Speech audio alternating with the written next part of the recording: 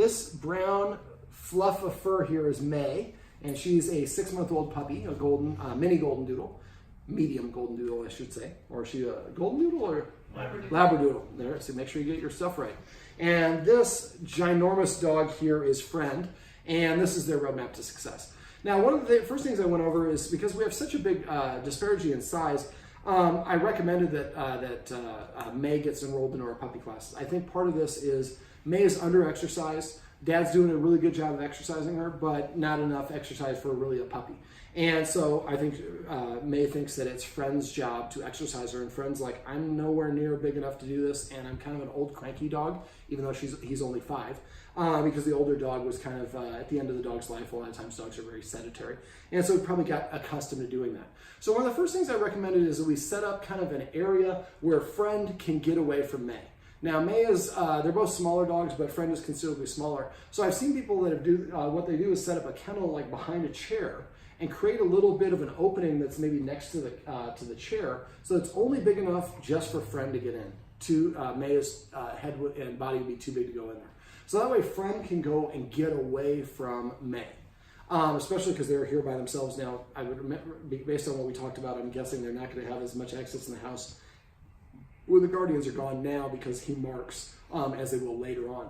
But so if you set that up and kind of build something so there's an opening that only he can get through, that helps make him feel more confident. I have a place I can go to.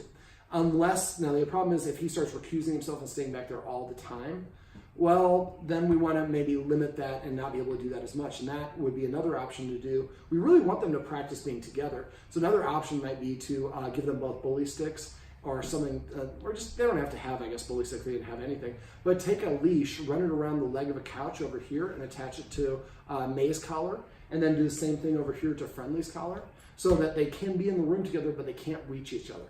So that way, and we don't necessarily, I guess probably don't even have to do it for Friend, because May is the violator. And that way Friend can realize I can stay just outside May's reach and I stay safe. But we do want the dogs to practice being together without this negative behavior. Because right now the only real interaction is he comes over and May tries to come over and barrel roll him, or puts her paw on top of his head, or tries to steal his stuff. And so that's, if I'm Fred, I'm not going to be a really big fan of May. And May's like, you're not, it's fun probably for May because the guardians and everyone corrects her when she does that. So it's a way for her to kind of get the attention. And so one of the things I'd like the guardians to do is start building up some positive associations with the dogs together. So a great way to do that is to walk them. Now, Fred, I've been told, is not a fan of walking. We might walk him a little bit by himself just to get him back into it and make it a positive experience. Now, a lot of times I'll do this where I give them a whole bunch of treats. I stop every couple steps and give the dog a treat.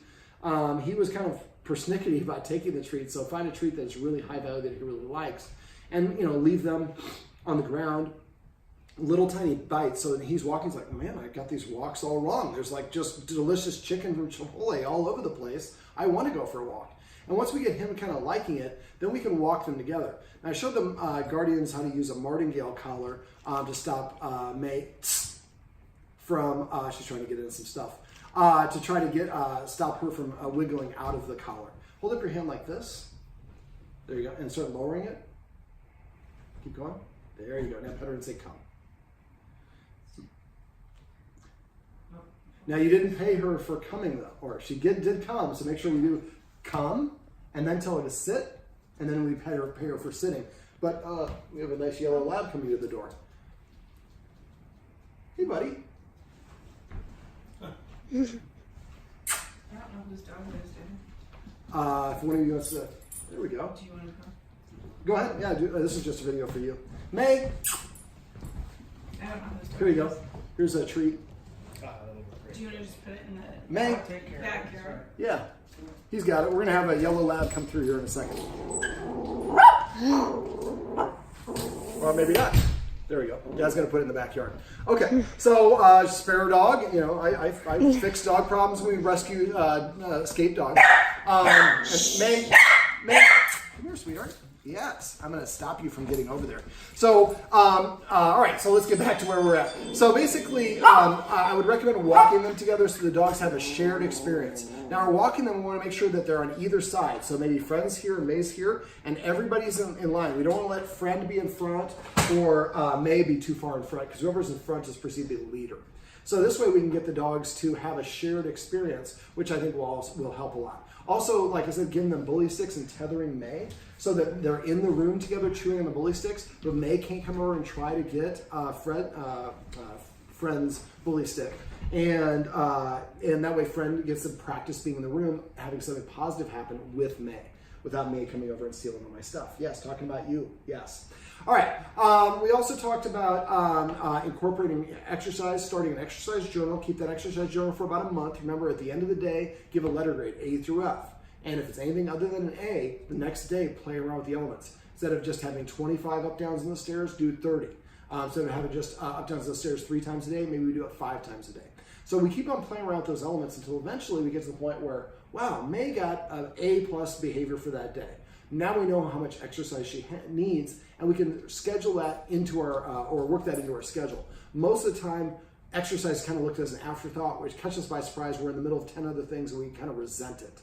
So we actually realized, and again, the exercise that I went over off camera with the Guardians are very, they're pursuit games. So it's very efficient. And so instead of throwing the treats up and down the stairs for 5 minutes, it's probably going to be equivalent of like a half-an-hour walk. So since we have 4 people in the house, I would suggest we kind of divide and conquer. And yes, May. So maybe we have to, and like if the May gets this sort of behavior or starts trying to barrel roll Friend or being rambunctious, we should interpret that May's way of saying, I have too much exercise energy right now. Would you like to exercise me, or would you like me to bark at the door or barrel roll Friend? Because that's what's going on. So we want to interpret May's unwanted behavior as really a cry for attention or help, and then give it to her in a constructive way. Okay, so let me see.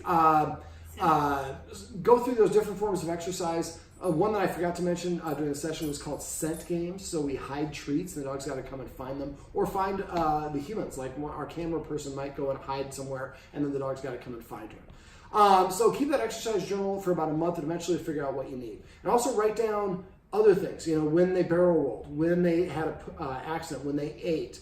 Dog-related stuff, but then the time, and it doesn't have to be a marathon, a novel. Just write a sentence or two. A couple things that will help you remember your memory. Remember later on, jar your memory. After a while, you'll notice, every time it's longer than 2.5 hours and we get May exercise, that's when she really goes after Friend. So we're just going to get her exercise every 2 hours and 15 minutes. That way, Friend doesn't have to actually deal with it and to handle that ourselves. Now, the Guardian just called the dog over, and she did a good job, but when the dog came, she was, oh, good job. And so remember, we want to say just the command word, just come, just sit, just crash, or whatever the word is, and that accelerates, promotes faster learning for the dogs. So right there, that was a passive training. So come up with a watchword for passive training, which we'll talk about in a second, but come up with a word for it. So you can say recognize, or reward, or pirate booty, or whatever it is when we reach over and pet the dog. We also talked about, after exercise, we talked about discipline in terms of rules and structure. So one of the rules I suggest now be allowed on the furniture for a month, or excuse me. So the dog's out back. May. So just go ahead and grab May and put her on your lap. And so basically, one of the rules actually is not allowing the dogs on the furniture, because the higher the dog sits, the more rank or status they have. Friendly didn't just want to be on the furniture. Friend actually wanted to be up here, behind the Guardians, standing on the back of the couch. And that can give him the impression that he's looking down on everyone. So I recommend that we take away the furniture. Yeah, I'm talking about you, buddy. And for at least 60 days or as long as the problem's going on. And a lot of my clients decide after a couple months, I kind of like having the furniture dog-free.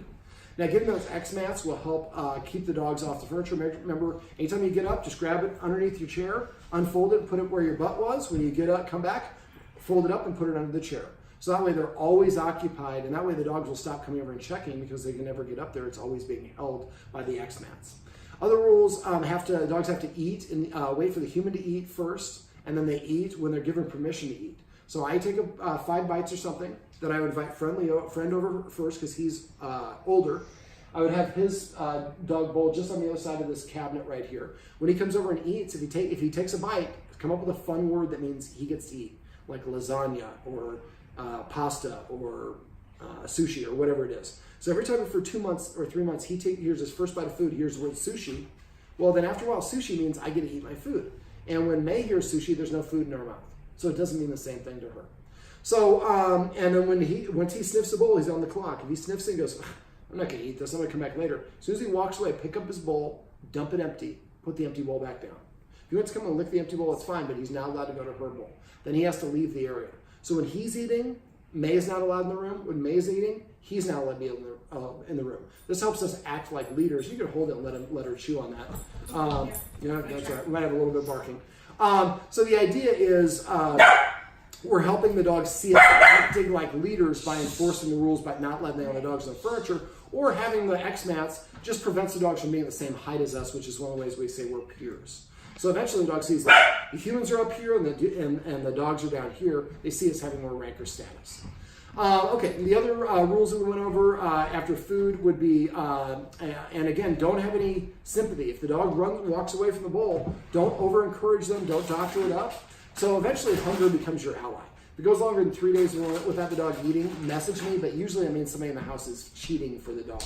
And eventually the dog will eat when you give it permission to eat, and that will be a great and powerful way for the dog to see you as acting like an authority figure by having dominion over food and eating in front of the dog.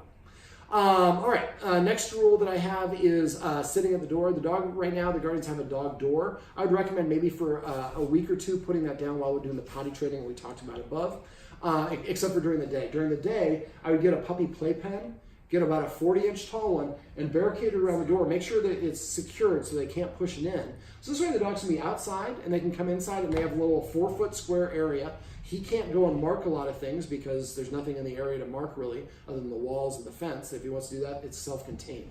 We want to block his ability to mark by restricting his access. Other rules, so one of the rules is you have to sit before I let you in or out the door while the door is closed. So go to the door and say sit once, the dog doesn't sit, walk away. If he doesn't sit within 3 seconds, walk away, sit down, and wait 1 minute. Then come back to the door and tell the dog to sit again. And say it, don't ask it. And only once. If the dog doesn't sit this time, I walk away for 2 minutes, next time for 4 minutes, then for 8 minutes. If I go back in 8 minutes, I say sit, and friend sits, I open the door and let friend out, I don't let May out. So I'm paying based on performance. Eventually, I would do it both directions. And I would do it with every other door in the house. We have a little, kitty door right here. So if you want to open that for the dog, it has to sit before that as well. You want to go out for a walk, we have to sit there. So after a while, the dog will just start sitting more and more often. Other rules shouldn't be allowed in the kitchen when we're preparing food. We shouldn't be allowed around the table when we're eating food. Shouldn't be allowed around any humans who are eating. Our camera person was actually eating some chips, and both dogs came in and tried to invade her personal space. Now the dogs are competing to break a rule to get the reward. So we just say, no, you're not allowed to be within 7 feet of me while I'm eating. And that's a wonderful way to help us practice being a leader and defining and creating a good criteria so the dog understands just because I break the rule doesn't mean that she needs to break the rule even more. Let me see, what else? Other rules, don't let the dog go out the door ahead of you or walk ahead of you on the walk or up and down the stairs, things like that. For dogs, whoever's in front is perceived as the leader. We also talked about petting with a purpose and passive training. Petting with a purpose, he was coming up and jumping up on people and they reached over and petted him. So he told them what to do and they said, yes, you're the boss of me. So also anything our dog is doing when we pet it is what we're specifically amplifying or rewarding or enforcing. So every time he comes and jumps up on us, we pet him, we're saying, yes, you are in charge of us. That's even more of a problem when a dog jumps up because that can be a way of dogs claiming us. So, and remember for him, if he's rubbing us on the side, make sure you disagree with that right away. That's not related to what we're talking about now, but just on the top of my head. So basically, if the dog comes up and tells me what to, before I get to that, make sure you don't pet your dog when they're nervous, fearful, anxious, frustrated. Anything your dog is doing when you pet is what you're amplifying, including excited, these unbalanced behaviors. So if your dog is nervous, you can lay your dog on the hand of the dog and let the dog know I'm here with you without amplifying, but as soon as you start petting it, make it worse. Now when you guys come home, because the dogs are super excited, ignore them. Wait for them to be calm.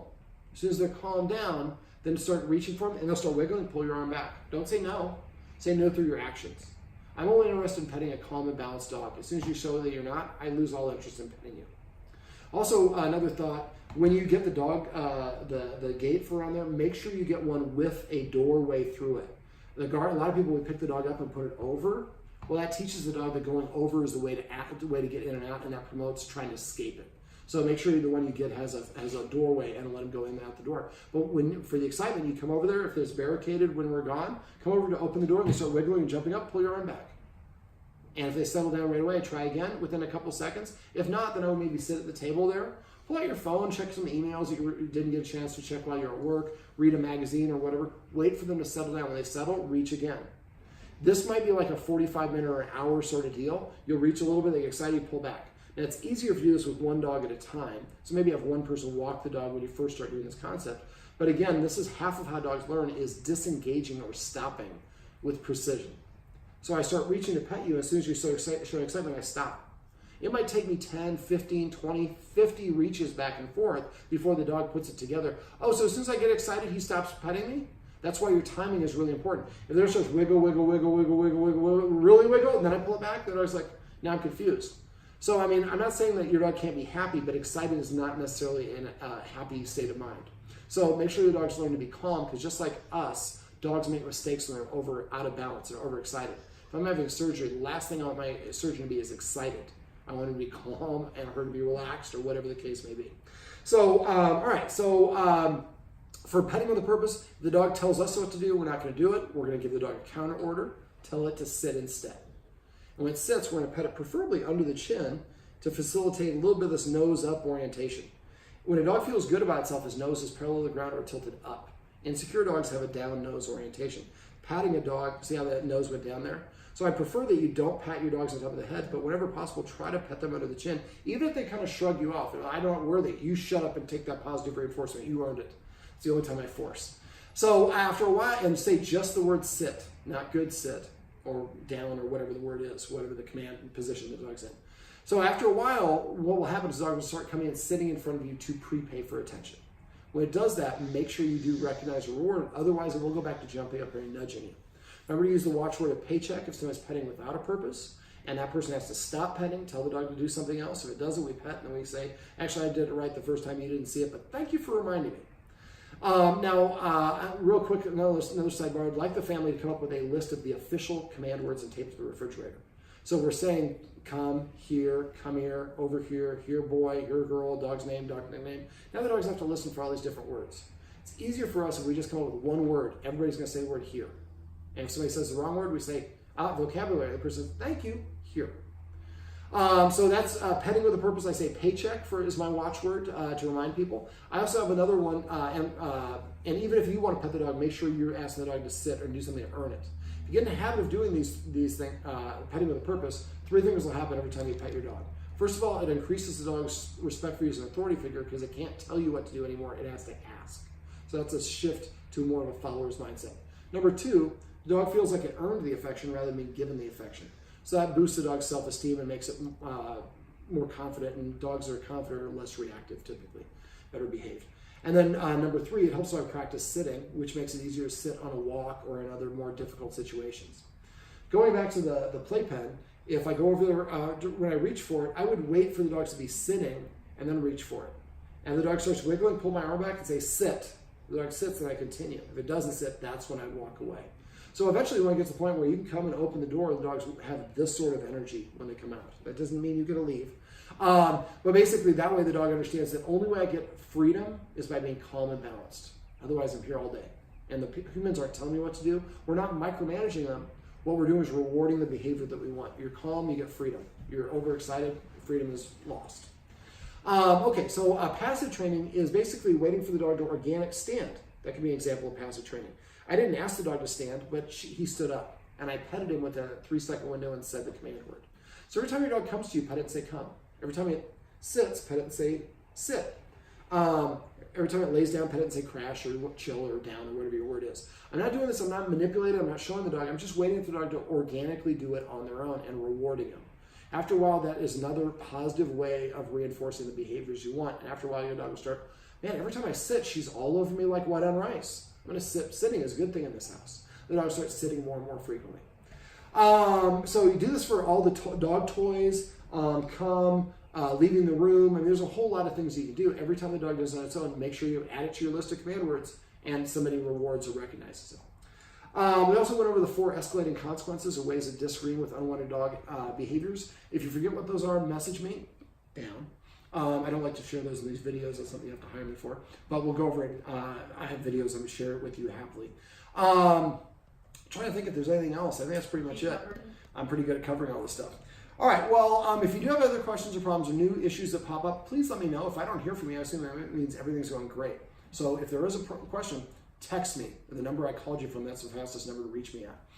And we'll get May going on puppy classes. Make sure that you set up puppy play dates. I will talk about it a lot, like Taylor will talk about it a lot in our classes. But because of your situation, the more play dates you set up for May, the less pressure that friend has to take care of that need. And remember, if she's being rambunctious, we should interpret that as her way of saying, I have too much energy right now. Can you help me release it so I don't have to hound the friend? Right, friend? Yeah, I'm the friend.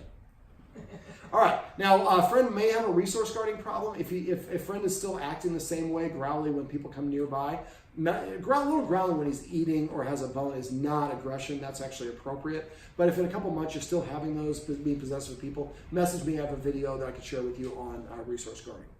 All right, May, remember to use your hand like this. May, I kind of just escort her off the couch. May. I just keep the camera right here. This is May. Hello, May. Come here, May. Puppy, puppy. Yes, May. Well, that was May. You've seen May. This is Friend, and this is the roadmap to success. Remember, everything you do trains your dog. Only sometimes you mean it.